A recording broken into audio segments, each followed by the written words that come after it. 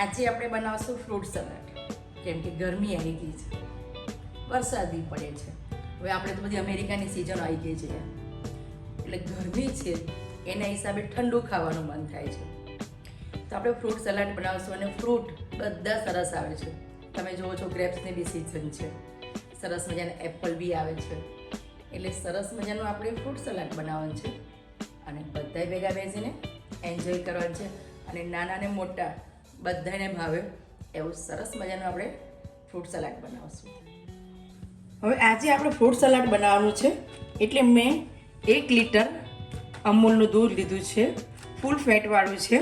અને આ બધા ફ્રૂટ લીધા છે, દાડમ છે, એપલ છે, ગ્રેપ્સ છે, બ્લેક કલરની છે, બરાબર, ચીકુ છે. તમારે આ રીતના જે ફ્રૂટ નાખવા હોય તમારે નાખી શકો છો.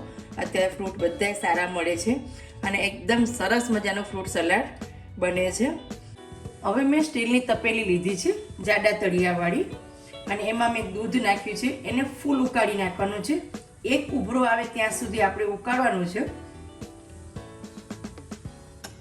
હવે ઉકળી ગયું છે એટલે આમાં આપણે સુગર નાખવાની છે. જો હવે દૂધ બોઇલ થઈ ગયું છે. હજુ આના પછી બી આપણે 5 મિનિટ ઉકાળવાના છે. હજુ થોડું ઉકળશે એટલે સરસ ટેસ્ટ આવશે. અને હું એક બાઉલમાં આવી રીતે 2 ચમચા બહાર કાઢી નાખું છું. આપણે આમાં કસ્ટર્ડ પાવડર નાખવાનો છે એટલા માટે આને હું હવે ઠંડુ કરવા મૂકું છું.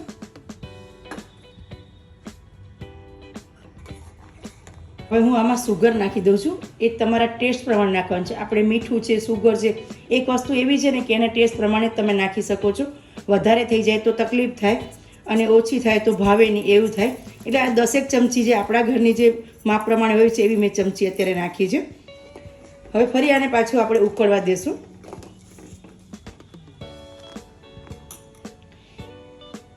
હવે સુગર બી મેલ્ટ થઈ ગઈ છે, એટલે આપણે આમાં કસ્ટર્ડ પાવડર નાખવાનું છે. તમે જો સારી કંપનીનો નાખવાનો છે અને વેનીલા એસેન્સવાળો જે આવે છે એ આપણે લેવાનો છે.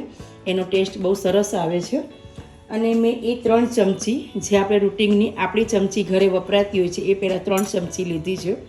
અને એમાં હું જે આ દૂધ છે રૂમ ટેમ્પરેચરવાળું એ આમાં નાખી દઉં છું. અને લમ્સ જે ના પડે એટલા માટે હું આને એકદમ હલાવી નાખું છું. જો આવી રીતે. હવે જો આ બધું તૈયાર છે એટલે આપણે આને અંદર નાખવાનું છે. આવી રીતે ધીમે ધીમે નાખતા જવાનું અને હલાવતા જવાનું, આવી રીતે. હવે દૂધ આપણે હજુ 5 મિનિટ માટે ઉકળવા દેશું. એટલે હું આમાં કેસરના તાંતણા થોડા નાખી દઉં છું, એટલે આનાથી સરસ મજાનો કલર બી પકડાઈ જશે. પલાળવાની જરૂર નથી, આમ બી દૂધ આપણું ઉકળવાનું છે એટલે એ અંદર એકદમ સરસ મજાનો કલર બી આવી જશે. હવે જો અંદર આપણે જે કસ્ટર્ડ નાખ્યું હતું એ બી ઉકળી ગયું છે સરસ મજાનું. અને નથી જાડું કે નથી પતલું એ ટાઈપનું છે. કેમ કે આને આપણે બહુ જાડું કરીએ તો ફ્રીઝમાં મૂક્યા પછી બી એકદમ થિકનેસ પકડાઈ જાય છે, એટલે આપણે બહુ જાડું બી નથી બનાવવાનું. અને હવે હું આમાં ઉકળી ગયા પછી એલાયચીનો પાવડર 1 ચમચી નાની નાખી દઉં છું. હવે આનો ટેસ્ટ બહુ સરસ આવે અને આની સ્મેલ બી બહુ સરસ આવે છે. અને થોડા હું પિસ્તા નાખી દઉં છું અને એને બી હું સેજ ઉકાળી નાખીશ 2 મિનિટ જો. આ બધું ઉકળી જશે એટલે આપણે આને ઠંડુ થવા દેશું. એકદમ એક બોઇલ આવવા દેવું પડશે હજુ સરસ મજાનું. હવે હું આને બંધ કરી દઉં છું. હવે હું આને ઠંડુ કરી અને ફ્રીઝમાં લગભગ અડધો કલાક જેવું મૂકી અને પછી એની અંદર ફ્રૂટ નાખવાનું છે. ગરમ ગરમમાં ફ્રૂટ નાખવાનું નથી, થોડું ફ્રીઝમાં ઠંડુ થવા દેવાનું છે. પછી જ ફ્રૂટ નાખીને પછી ફ્રૂટ નાખ્યા પછી બી આપણે ઠંડુ થશે પછી જ આપણે સર્વ કરવાનું છે. હવે તમે જોઈ શકો છો ફ્રૂટ સલાડ તૈયાર છે. મેં 1 કલાક પહેલાં ફ્રીઝમાં મૂકી દીધું છે અને ત્યાં સુધી મેં બધા ફ્રૂટ ઝીણા ઝીણા કાપી નાખ્યા છે. તમે જો આ બધા ફ્રૂટ છે આપણા, મેં બધા ઝીણા જ કાપ્યા છે. અને ચીકુ ખટાશ બહુ જલ્દી પકડી લે છે, એટલે ચીકુ તો તમે જ્યારે જમવા બેસો કે કોઈ ગેસ્ટ આવ્યું હોય ત્યારે સર્વ કરતા હોય ત્યારે નાખો તો વધારે બેટર છે. બાકી તમે બધા ફ્રૂટ નાખી શકો છો. ખટાશમાં બી ગ્રેપ્સમાં બી એવું થતું હોય છે. એટલે જ્યારે બી તમે સર્વ કરો ત્યારે જ બધું ફ્રૂટ નાખશો તો ખાવાની બહુ જ મજા પડશે અને ફ્રૂટ આપણે ઠંડુ કરી નાખવાનું છે. હવે હું બધું ફ્રૂટ આમાં નાખી દઉં છું. હવે હું બધું ફ્રૂટ આમાં નાખી દઈશ. મેં એમાં પહેલાં પિસ્તા નાખી જ દીધા છે.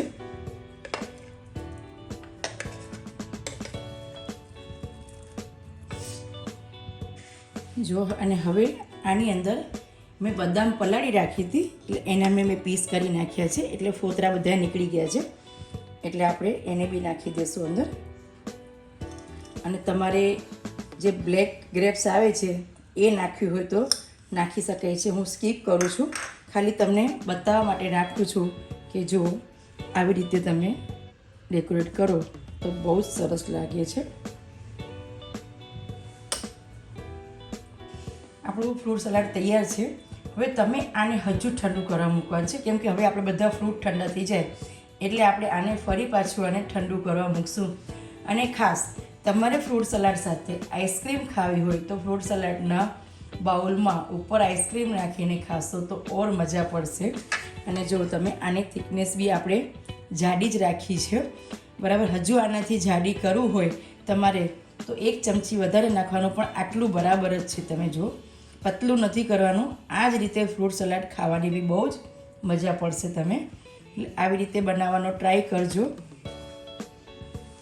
અત્યારે ગરમી બહુ જ પડે છે એટલે આવું ઠંડુ ઠંડુ તમને ખાવાનું ડેઝર્ટ મજા આવે છે. એટલે તમે તમારા ઘરે પ્લીઝ આવો ટ્રાય કરજો તો બધા ખાઈ શકશો તમે અને સારું બી લાગશે.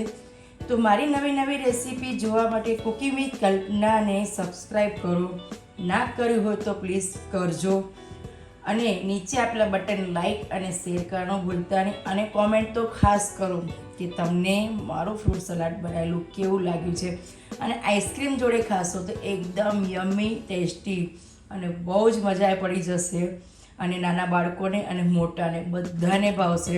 એટલું સરસ મજાનું ફ્રૂટ સલાડ બને છે. અને તમારા ફ્રેન્ડ સર્કલ ફેમિલીમાં મારો વિડીયો શેર કરજો અને આવી જ રીતે મને સપોર્ટ કરતા રહેજો. અને ફરી મળશું આપણે નવી નવી રેસીપી સાથે.